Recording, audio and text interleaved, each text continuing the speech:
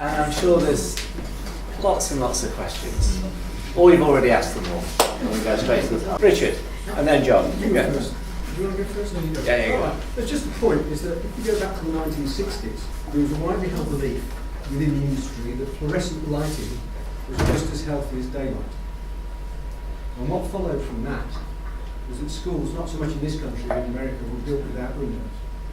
And in this country, hospitals and wards were built without windows.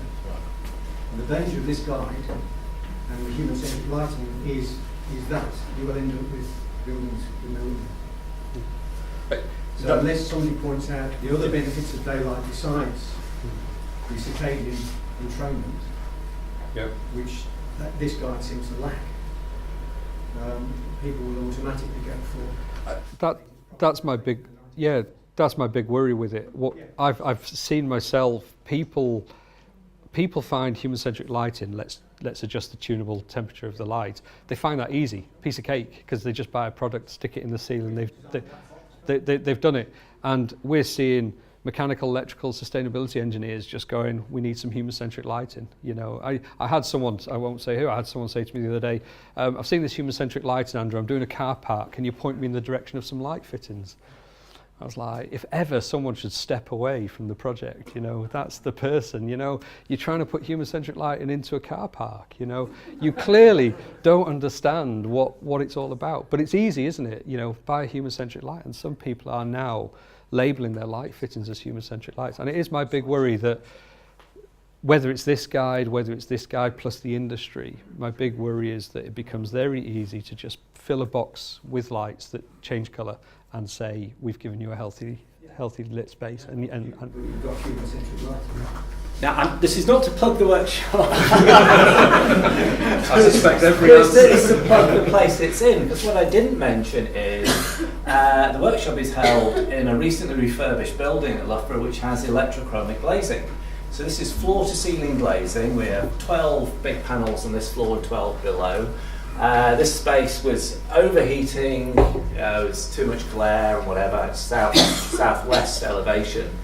And this stuff has absolutely transformed it. So this is zoned in 3 stages now, and at its darkest tin it's 1%. So, I mean, the industry can do all the sort of wrong things which they've always done, which is overglaze buildings, but you can sort of fix a lot of it afterwards and you maintain the view as well.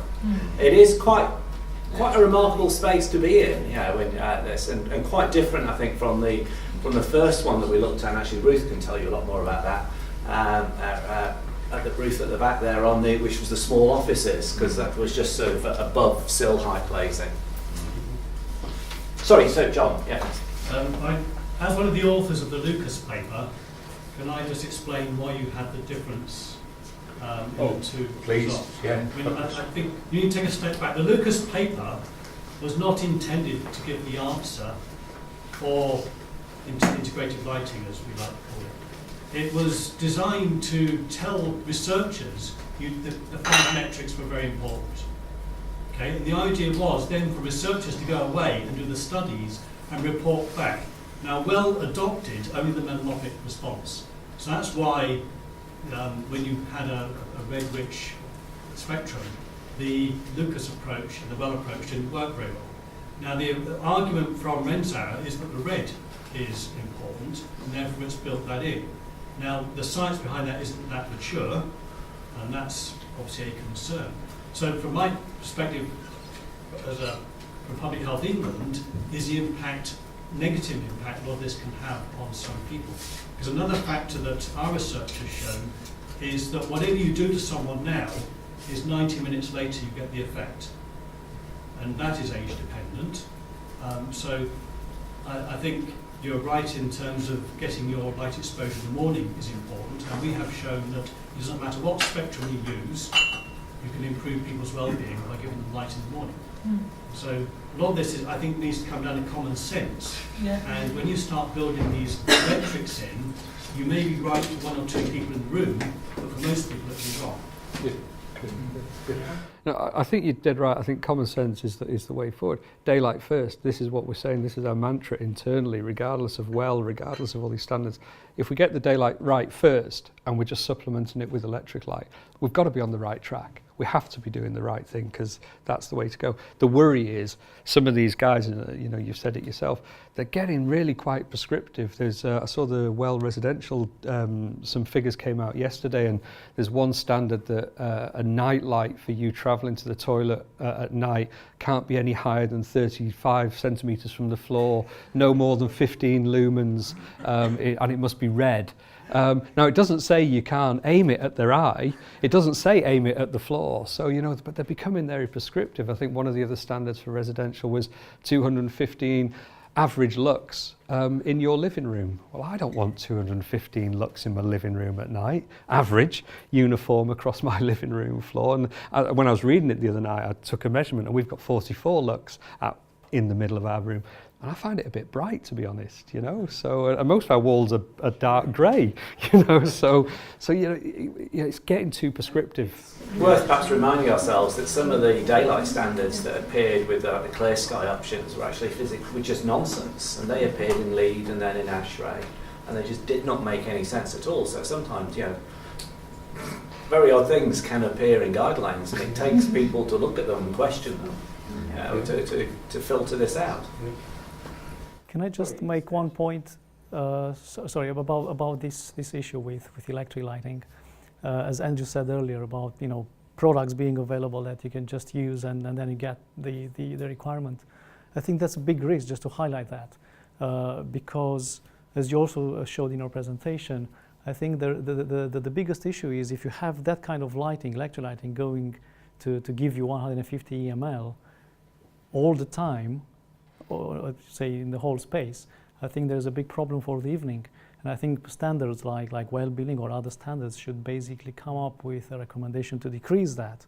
If it's possible to, you know, back up with research, it's even better. Yeah. But I think that's one of the main worries that we have, and that's why this is one of the reasons we are also, you know, investigating this issue. Sorry, just as the different topics slightly. When as a consultant or consulting engineer trying to achieve comply with the whole of the Well standard, what are the benefits to the client? Obviously, there is benefits for the people that's going to be occupying the building, but are they getting anything for achieving well? Is there any benefit of having a well building? Yeah, the study and the information will be on the web. The study from our first building, One Carter Lane, if you go looking for that, we looked at the cost of implementing the Well standard. So whether it's water filters, all of the features, not just the lighting. And like I said, there wasn't a lot we did with the lighting anyway. When we've converted that into staff sickness and the fact it reduced and the fact that the number of people leaving the business reduced, and that has consistently remained the same. So, and also the productivity, although it's very hard to measure, you know, has someone had a good journey to work or a bad journey to work? So it's a very difficult one to measure that, but there are benefits we have been able to quantify. Yeah. For building occupiers then, but is that if you achieve well, so I'm Coca-Cola and my building achieves well, do I get anything, any money from the government for having achieved well, or is just basically the productivity that you will gain from your employees? Is there anything that you get for achieving this standard? You pay to achieve the standard. You have to pay. You pay the Well Institute for achieving the standard. So if you want the certificate, you pay them per square metre. I think that's how it used to be. I don't know if that's how it is now.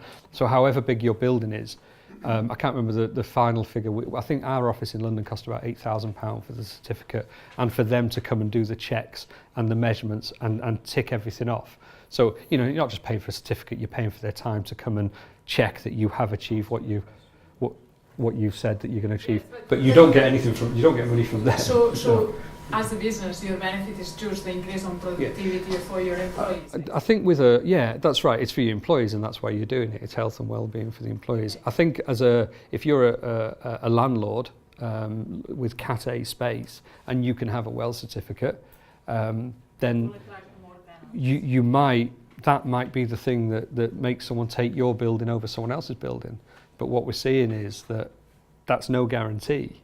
That person moving in with their fit out actually then gets a better building. You know, we did Dr. Martin's fit out, and everything's black. There's another test, because Andrew, you seem to be doing lots of tests, is because we know the placebo effect is real and works. So you just tell a bunch of people they're in a well building. Yeah, we have talked about that. Yeah, Show a certificate. that's it. Make up a certificate. Yeah, there is that. If you Yeah. take a different approach and you say that actually buildings do us harm, if you achieve a better standard of buildings, you're doing less harm. Yes. And if we turn the whole equation inside out, then we might be able to justify the investment. Yes. Well, I agree, and we decided we were going to do this just out of curiosity as much as anything. What's good, what's bad, what works, what doesn't. You know, let's just do this while we've got the opportunity to move office. And it was interesting. We took all these, we had all these questionnaires of asking people about the office, but effectively we took those first year results and threw them away. People have just moved from a pretty average to dire office, in my opinion, to a great office. You know, the location's outside St Paul's. You come out the front door, you're looking at St Paul's. I mean, you know, there's a feel-good factor about that office. So you had to take that first year of data and throw it away. But then you look at the second and third year data, and you've still got those positivity traits about why people want to be there.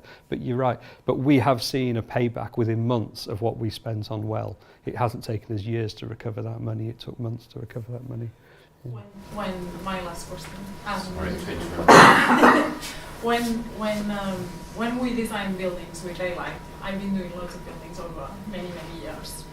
My key objective is that people during the day won't need artificial light.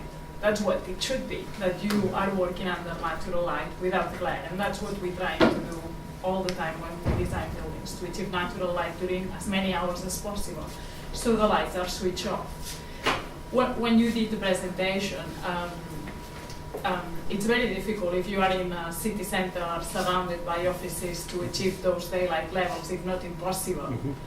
This is going to cost the building occupier lots more money in lighting, in lighting, glare control, and also is going to not only increase the cost of the building, also the energy consumption, for what can I see. Don't you think it's a bit contradictory to having to achieve the well that we're using more energy, and you achieving the well, maybe you have to use some sort of cooling, which will increase the energy consumption in the building? I just think, I'm just a little bit disappointed on seeing that. I was hoping for something different on this standard.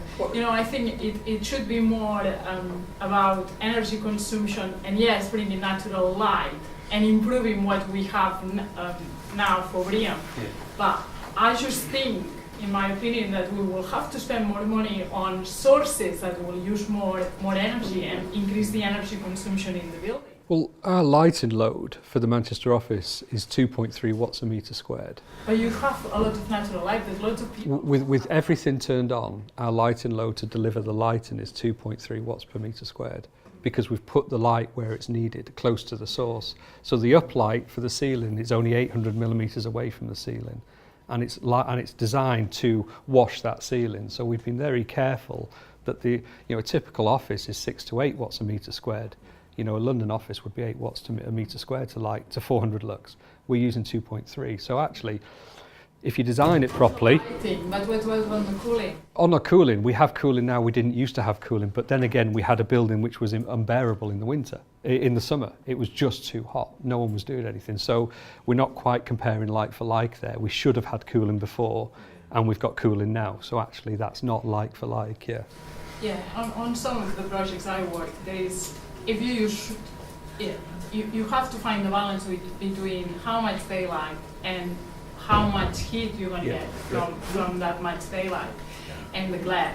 And I think BREEAM has got it quite right now on the 300 lux, as many hours, 2,000 hours, and 8% uniformity. And that's what we're trying to do when we do daylighting calculations. The same as the European standard, trying to achieve 300 lux minimum for 100% of the space, 50% of the daylight hours.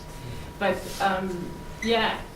what I don't understand is 55% of the space and It came from LM83 Yeah, and it's it's just it's all really- a bit shaky, I think, the basis for that. David? I'd like to ask John a question. John, are you able to, I believe there's still a complexity here, are you able to confirm that there's a dead spot in the afternoon and the afternoon varies according to individual chronotype? The whole thing varies in chronotype. So some people is exposed to light in the morning don't actually do anything to it. And this is why it's just so complex. And this business of whether you can try and actually boost people's performance in the afternoon, again, doesn't seem to work for very many people. It doesn't work for me at all. I can still fall asleep at 2 o'clock no matter what you do. So my concern is, from a public health perspective, this is all far more complex than people think. But each individual probably knows their good times to work during the day. And I totally agree, giving people a nice environment is probably the biggest factor, and the lighting might be adding a little bit to that. That's my personal view. And that's something we've been looking at recently. We've been looking at the various productivity research that's gone on, and we've been looking at how the temperature has an impact, how acoustics has an impact, how daylight has an impact, etc. But it's not as easy as saying, okay, let's say they each have a 10% improvement.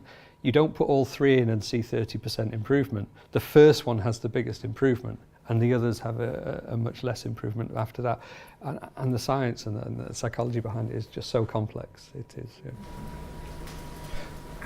Great. Could I ask, what is the smallest size building that the standard would apply to? I don't That's know. a good Actually. question. Yeah, I don't know. It actually applies not just to buildings, but also internal spaces. And I'm not aware of a minimum size, to be honest. And there's the residential one. And there is residential. That's a pilot. That's I a don't pilot know. I'd have standard. to check, but I certainly got sent some data. Yeah, There is already a pilot for multi-residential buildings, but yeah, there are called pilot programs. So it could apply to almost any building, Yes. I would say so. although it's got a name on it, which is. But I think there is a danger. I mean, this criteria for the lighting in the home was just so onerous, and there's no mention of daylight there, but it's so onerous. And then they were talking about having a blackout blind. You must have a blackout blind. But then they talked about using lighting to wake people up in the morning gently. Well, why not just have a blind that lets some light through, and when the natural light comes up, you wake up. So I think, it does start to feel as though people are saying, oh, that's a good idea. Oh, that's a good idea. And no one's sat there going, do these work together? Does all this work together, So I'm not in control of who answers this. Actually, I also have a question to the gentleman at the back, or to somebody who actually does the research on all the circadian aspects of lighting design. Because what we did, so I'm working for ARP, lighting designers in London, and we spoke to Well, telling them that we don't agree with their methodology. Got no response. And we spoke to all the researchers saying that, well, what do you think about this methodology? Got the response, oh, that's total rubbish, and we should tell them. But I yet to see any official statement or any response from anybody in the research community to the Wellbeing standards methodology. And I think that is something which needs to be addressed, because if we're being forced more and more, it's like I have to go to meetings and I have to respond to emails about sustainability consultants who don't necessarily understand the requirements in there, and got to the point where they even confuse horizontal and vertical illuminance, and which, fair enough, they're not the experts on that, but why is there no response? This might be a fear of lawyers, litigation, because when something is big and it has a momentum behind it, if you come out and criticise it, you need to do it from a very sound basis. A lot of the criticism is more gut feeling, I think. We feel, but to actually... We have gone back like yourselves. We've gone back and said, we've learnt this about the space that we did in London, we've learnt this about the space we did here, and we've got a very good relationship with them for obvious reasons, that when you're the first building in Europe, you obviously build up a very close working relationship with them, and we're not getting the answers either, and I agree with you, it's worrying, It's worrying. Why aren't we getting these answers? Why isn't there more dialogue? Why isn't there, it should be quite clear where the information has come from, and if we're expected to work to it. But I don't believe we're tied to it. You advise your client that this isn't a good standard. If it gets to a point, it's not a good, and we've done that with other standards. We've gone to clients and said, there's good bits of this standard, but there's some pretty onerous bad bits. Don't follow it. So, yeah. Maybe in a sense, what we're discussing the difference between a guide and a standard. A guide, it acts on the presumption that you're promoting good practice, but it's not necessarily an endpoint. A standard is a benchmark at which you measure other things. And perhaps the greatest weakness of the Well Institute is to create standards rather than guides. Yeah. It's because it suggests, and that may be the antipathy to learning and acknowledging variation, and whether it's individuals or locations or otherwise. But we have to recognise the Well Institute is a business run by a couple of gentlemen who came from Goldman Sachs. It's a strategic move on their part. Yeah. And it's only when we respond collectively to it, that maybe they might listen. Yeah. But it's very easy to create a compliance-driven. And the notion is vague as well. I mean, a standard for many people means something that has some enforcement behind it, like a European standard or something like that. There might be normative and our informative parts to it and so forth, but there is some enforcement. This is purely voluntary. But they do need that black and white check approach, because they have assessors, not yourself, Cosmin, obviously you know about lighting, but they have assessors who know nothing about lighting who will be assessing my design.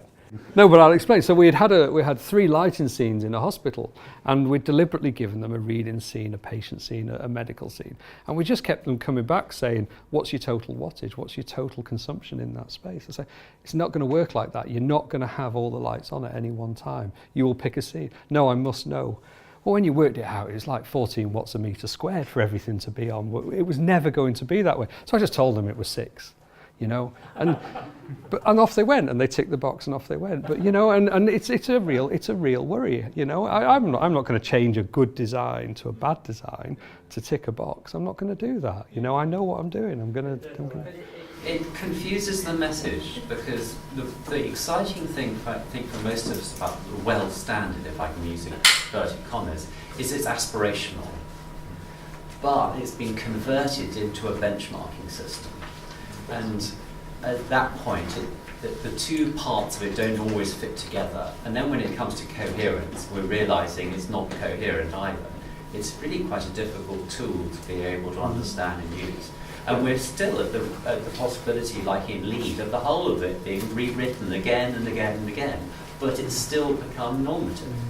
But I would go back to the idea that you advise the clients on the bits that are right. The lighting is our area of expertise, so we advise them these bits are good, this isn't working, so we advise you to do this, and that relationship with the client should take you in the right direction. I